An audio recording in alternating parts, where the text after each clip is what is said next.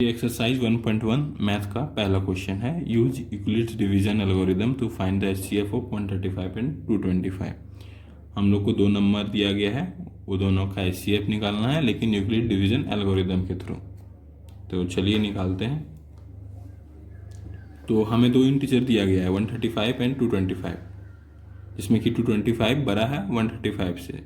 तो पहले तो ये लिख लेंगे हम, given integers are 135 and 225 such that 225 is greater than 135।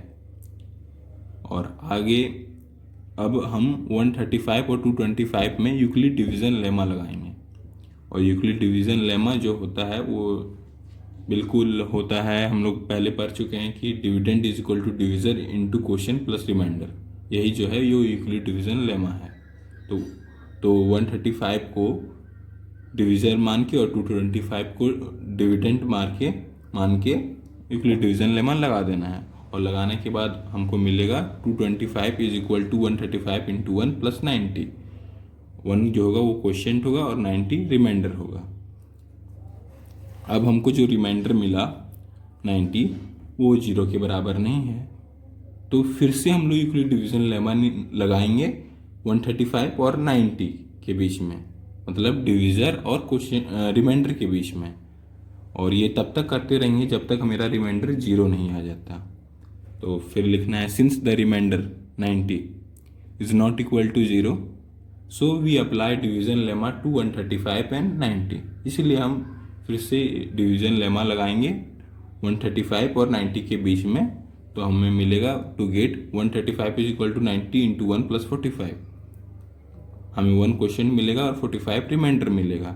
ये आपको डिवाइड रफ में कर लेना है और यहाँ पे इस इक्वेशन के फॉर्म में लिख देना है।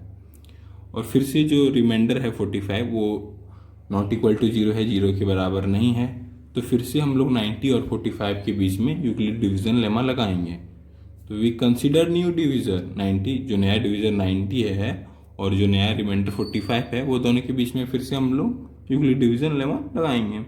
तो वही लिखना है, we consider new divisor 90 and remainder 45 and applied division lemma to get. तो हम लोग जब 90 और 45 में डिवीजन लेमा लगाएंगे तो 90 is equal to 45 into 2 plus 0। 45 into 2 is equal to 90। हमें पता है 45 को 90 से डिवाइड करेंगे तो क्वेश्चन 2 आएगा और रिमाइंडर 0 आएगा। तो यहाँ पे अब रिमाइंडर 0 आ गया है। तो जो डिविजर होगा जिसके केस में रिमाइंडर 0 आया है वही हमारा एचसीएफ होगा। तो यहाँ पे जो 45 डिविजर है वो मेरा एचसीएफ है 135 एंड 225 का।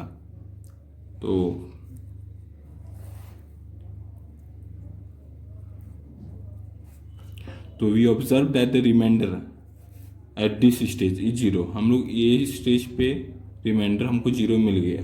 Therefore the divisor eight this stage that is 45 is the HCF of 135 and 225। इसीलिए इस स्टेज पे जो डिविजर होगा वो जो कि 45 है वो एचसीएफ होगा 135 एंड 225 का। तो ये आपको नोट कर लेना है, वीडियो पॉज करके। यहाँ से सॉल्यूशन स्टार्ट है और यहाँ पे ख़त्म। तो आपको अच्छे से नोट कर लेना है। और इसी तरह से आपको दूसरा क्वेश्चन मिलेगा जिसमें कि 196 और 38220 रहेगा। तो हमें इसका 196 और 38220 इसका हमें एचसीएफ निकालना है। तो सिमिलरली सेम प्रोसेस होगा, सेम स्टेटमेंट लिखा जाएगा, बस नंबर यहाँ पे अलग है। वही है कि दो इंटीजर है 196 और 38220। Given integers are 196 and 38220 such that 38220 is greater than 196। और फिर से इसमें यूक्लिड डिवीजन लेमा अप्लाई कर देना है। तो हमें मिलेगा 38220 is equal to 196 into 195 plus 0। जब हम 196 को 38220 से डिवाइड करेंगे तो क्वोशिएंट 195 आएगा और रिमाइंडर 0 आएगा। तो इसमें पहले इक्वेशन में हमारा रिमाइंडर 0 आ जा रहा है, तो आगे हम नहीं भरेंगे और रिमाइंडर 0 मिल गया। तो जो डिविजर अभी इस स्टेज पे होगा जो कि 196 है वही मेरा एचसीएफ होगा 196 और 38220 का। We observe that the remainder at this stage is 0। हम लोग ऑब्जर्व करेंगे कि इस स्टेज पे जो रिमाइंडर है वो 0 है। Therefore, the divisor at this stage, that is 196, is the SCF of 196 and 38220. इसलिए जो इस स्टेज पे जो डिविज़र 196 है वो SCF होगा 196 और 38220 का। सिमिलरली तीसरा क्वेश्चन है, इसमें भी तो नंबर दिया गया है 867 एंड 225, वही सेम दो इंटीजर है तो फिर से वही स्टेटमेंट लिखना है, सेम टू सेम वही स्टेटमेंट लिखना है। फिर 225, इसमें 867 जो है वो ग्रेटर देन है 225 से, इसीलिए 225 से 867 को डिवाइड करना है, फिर क्वेश्चन निकलेगा, रिमाइंडर निकलेगा। अगर रिमाइंडर 0 नहीं है तो फिर से हमें लगाना पड़ेगा नया जो डिविजर है और जो डिविजर और रिमाइंडर है दोनों के बीच में यूक्लिड डिवीजन लेमा फिर से लगाना पड़ेगा। तो हम यहाँ पे लगाए हैं, since the remainder 102 is not equal to 0, इसीलिए हम लोग फिर से so we apply division lemma to 225 and 102, इसीलिए हम लोग 225 और 102 पे डिवीजन लेमा लगाएंगे। तो फिर जो आएगा वो क्वेश्चन 2 आएगा और रिमाइंडर 21 आएगा। फिर से रिमाइंडर 21 नॉट इक्वल टू 0 है तो फिर से सेम स्टेटमेंट लिखेंगे कि जो नया डिवीजर है और जो नया रिमाइंडर, मेरा नया डिवीजर 102 है और नया रिमाइंडर 121 है, वो दोनों के बीच में यूक्लिड डिवीजन लेमा लगाएंगे तो वी गेट। अगर आपको इतना लंबा स्टेटमेंट नहीं लिखना है तो आप सिंपली लिख सकते हैं applying Euclid division lemma to 102 and 21। अब अगर आपको नहीं लिखना है, अगर आप लिख सकते हैं तो यही लिख दीजिए आप, we consider now the new divisor 102 and the new remainder 21 and apply division lemma to get. फिर से जो क्वेश्चन आएगा वो 4 आएगा और 18 रिमाइंडर आएगा, तो 18 रिमाइंडर 0 के बराबर नहीं है तो फिर से सेम स्टेटमेंट लिखना है।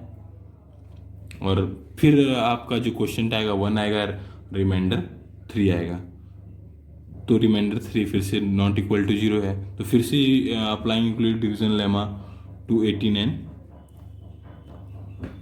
3 वी गेट। तो इस बार जो हम यूक्लिड डिवीजन लेमा लगाएंगे 18 और 3 के बीच में, तो मेरा रिमाइंडर 0 आएगा और क्वेश्चन 6 आएगा। आपको दिख नहीं रहा होगा लेकिन आप देख लीजिए, तो रिमाइंडर मेरा 0 आ गया और क्वेश्चन 6 आ गया। तो अभी रिमाइंडर 0 आ गया तो इस समय पे जो डिविजर है जो कि 3 है वही मेरा SCF होगा, जो इनिशियल 2 नंबर दिया गया है उसका, मतलब 867 और 225 का जो डिविजर SCF होगा वो 3 होगा, जो कि लास्ट स्टेज में रिमाइंडर है, सॉरी डिविजर है। तो we observe that the remainder at this stage is 0, हम लोग ऑब्जर्व करेंगे कि इस स्टेज पे रिमाइंडर 0 है। Therefore the divisor at this stage that is 3 is the SCF of, इसीलिए इस स्टेज पे जो डिविजर है वो SCF होगा 867 और 225 का। तो आपको वीडियो पॉज करके नोट कर लेना है।